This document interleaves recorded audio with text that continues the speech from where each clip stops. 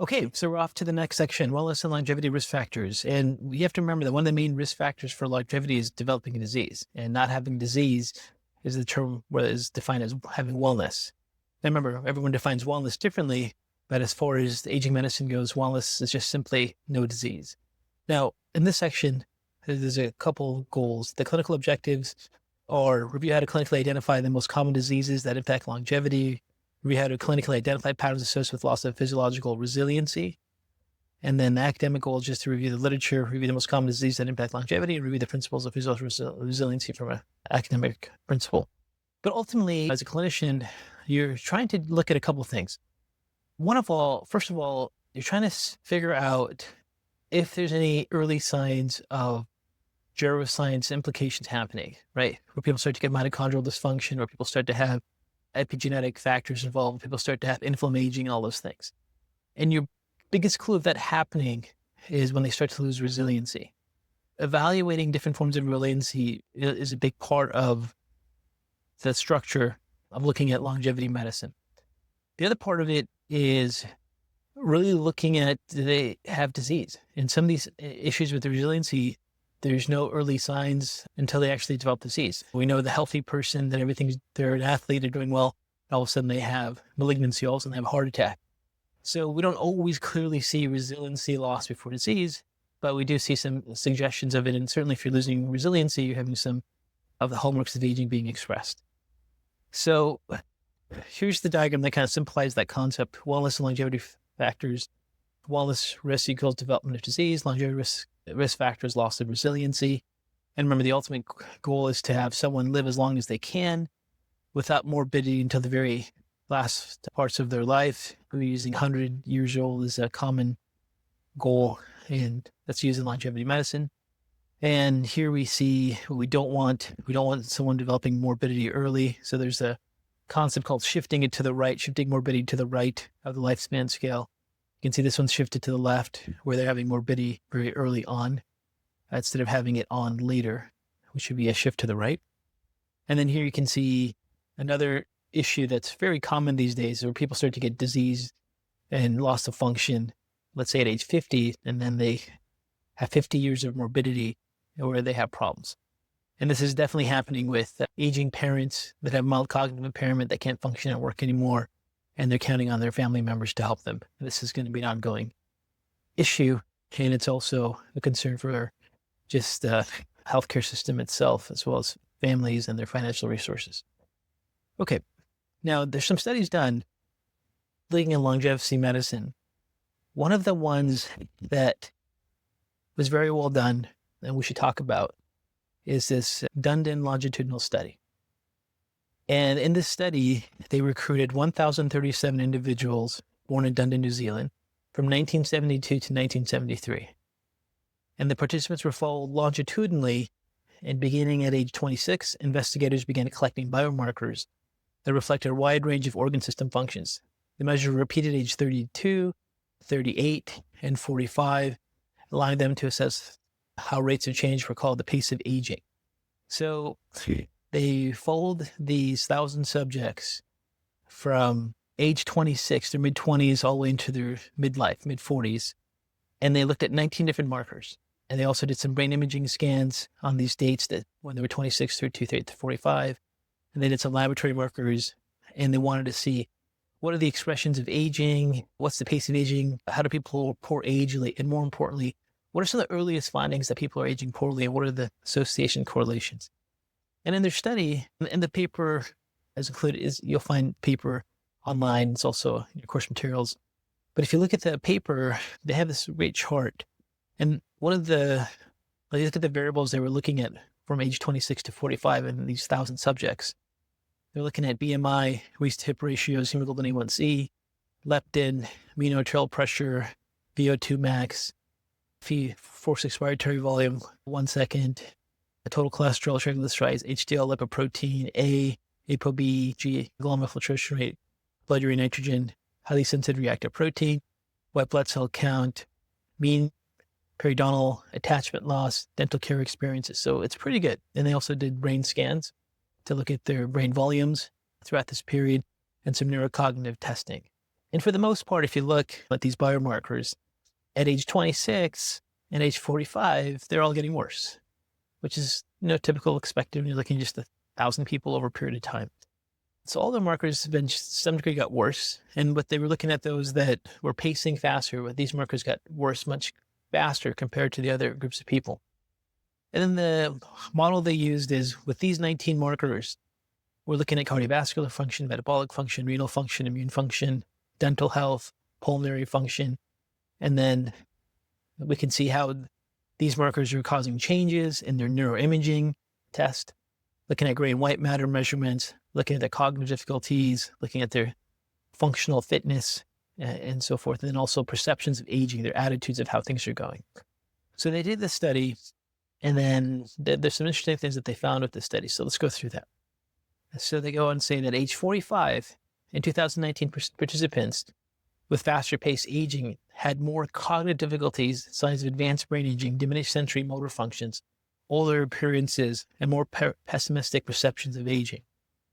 And that was the key thing. So of all the markers they looked at, the ones that really indicate, and this is important for us as clinicians, like, how do you really know if someone's really aging poorly? First of all, one of the very clear signs where there was correlation between all these other markers was that cognitive difficulties. So cognitive difficulties are not going to be totally functioning and normal one day and they have dementia the next day. Cognitive difficulties will be, I can't think as long as I used to, or concentrate as long as I used to. I don't have focus, I don't have attention. I have to write everything down. I need to use this navigation system. Those are the things that were very good signs of cognitive decline. So age 45. So if you're having cognitive declines at age 45, that's one of the signs of having very poor aging compared to other people. Diminished sensory motor functions, just coordination, motor function. And then the other thing was just older appearances. They just looked older. And this is an ongoing thing, is appearance and just how someone looks, like they're aging, seems to be a very predictive marker of how they are actually aging. And then having pessimistic perceptions of aging, of how they feel, what the future holds, was another key sign of poor aging. And then if you look at some of the data that they published in their study, they can see the ones that were aging poorly, they looked at their cortical thickness, they had less cortical thickness, their surface areas were compromised as one of the clear findings of people aging poorly, even though they were looking at all these other markers, looking at renal function and kidney, lung function and inflammatory markers and so forth. And another one was just their actual perceived age, how they look. So these individuals are all 45 years old, but the one on the left is not the same as the one on the right. The one on the left looks much younger, even though they're both 45, these females. These males are both 45 years old. This guy looks much younger than this guy. They're not the same people. Like, they have similarity traits, but they're different people. So you can see that appearance of age is a key factor. So the older someone looks is a great indication of how it's actually happening with their cellular and physiological functions. So that's important to know as clinicians. As clinicians, again, we talked about, when we get into the physical examination of how to evaluate longevity and aging and the expression of these hallmarks of aging, cognitive function becomes really important, and physical appearance becomes really important, and psychological resiliency becomes very important as well. Okay. Now, when we look at these factors, we spend a lot of time, after just as review, going over what the field of neuroscience uses called hallmarks of aging and pillars of aging. And the theory being that whether you categorize the physiology that's happening as the hallmarks of aging, pillars of aging, these mechanisms are taking place first, and then they're leading to disease, and these diseases are not independent of each other. It's just expressions of these various features in different tissues. So mitochondrial dysfunction and loss of proteostasis and stem cell exhaustion, that could easily be Alzheimer's disease, or that could easily be cataracts, or that could easily be mechanisms that lead into cancer, or those definitely could be mechanisms that are involved with COPD, right? There could be local effects. Like, for example, if someone's smoking and they're a smoker all the time, they're going to get that free radical exposure from smoking, causing genetic instability at a greater rate in their lung tissue, which makes them more prone to having their cellular senescence, immune cell exhaustion, and their lung tissue expressed first before other tissues, even though it's happening throughout their whole body. So this is like where they look at cancer as being a factor there. People that have high amounts of sugar and glycemic index type foods and have lack of physical activity and they're causing insulin surges, when you look at their islet cells of the pancreas and their pancreatic function, they are having mitochondrial dysfunctions. They are having immune senescence. They're having stem cell exhaustion. So they can see features of these changes in each of those specific diseases. So the whole concept of geroscience is that when you look at aging as not individual diseases, but it's really pathophysiology of these mechanisms that could be expressed further in tissues earlier than later based on other variable stressors that are being pushed on it, but ultimately it's these mechanisms that are involved. And then when these mechanisms take place, and there's DNA damage and telomere shortening and epigenetic expressions, oncogene induction and reactive metabolites, these normal cells in the tissue become senescent cells.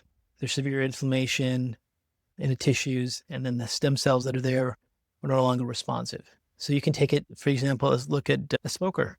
A smoker has free radical damage, DNA damage, telomere shortening, epigenetic dysregulation, greater expression that will be in their lung tissue. So the lung tissue gets senescent cells first because that direct exposure of DNA damage to those tissues. And then over a period of time, their lungs get inflamed. They have symptoms, they can't breathe, they get restrictive patterns. They end up with lung cancer. If you look at someone who's got CTE, chronic traumatic encephalopathy, they get brain injury. They get traumatic injury to the brain gets inflamed. Those inflammatory reactions create inflammation. Those free radical inflammatory responses will cause DNA damage, telomere shortening, epigenetic dysregulation, mitochondrial uncoupling, like at senescent cells, like a protein aggregation. They get inflammation in the brain, inflammaging in the brain. Stem cells get exhausted, especially in the hippocampus. And then they progress into dementia and Alzheimer's disease. So these mechanisms are all the same, or all fundamentally the same when you look at the field of geroscience. These things are actually happening. And the goal of geroscience is obviously to optimize each of these physiological functions as early as possible throughout our lifespan. And then they're also looking at making drugs and looking at how different nutraceuticals and different lifestyle factors impact those. So these hallmarks of aging are really important for us. And as we get into clinical application treatment, we want to talk about them. But the point to us as clinicians is, how do we see these hallmarks of aging express? One of them will be they lose function. We see loss of resiliency in the early stages. And other times, it'll be right into that they just developed a disease and they actually have disease development. And they've gone through this process. And we talked about the most common cause of death in the US and Europe. And it's pretty similar throughout the world, modern civilizations, modern countries, industries, and so forth. And here they are: cancer, COPD, CK, CVD, diabetes, dementia, and so forth. And then longevity risk factors, and is another key area where we'll see these physiological hallmarks of aging express. And that's where, before they get into disease and they start to lose function, that's where we'll see genome instability, telomere attrition, and so forth. And then different people have different degrees of resiliency for different patterns that are involved with their clinical presentations. Now, I have to point out, when you start to see loss of resiliency as people start to age, you have to know that's going to have a direct impact as a clinician for you of outcomes. Whenever you're working with a patient and you come up with a working diagnosis of mechanisms you want to try to improve, it's always a working theory until they actually respond. When you get to the situation where a patient doesn't respond, you always have to question, is my diagnosis wrong? If you're a licensed healthcare practitioner ready to evolve your functional medicine practice, explore over 300 hours of clinical training, master classes with leading functional medicine clinicians, and certification pathways. Or check out the Academy of Functional Nutrition and Lifestyle Medicine at afnlm.com. Whether you're on the path to certification as a functional nutritionist or simply want to optimize your own and your family's health, our skill-building approach builds real-world competence from the ground up. And lastly, if you're dealing with chronic health challenges, visit drknews.com for self-paced courses that help you understand and address fatigue, brain fog, autoimmune conditions, gut problems, and more using evidence-based approaches. The content on this podcast is for educational purposes only and is not intended to diagnose, treat, cure, or prevent any disease. Always consult with your healthcare provider before making any changes to your health regimen. Thanks for listening, and don't forget to subscribe and share with someone who might benefit.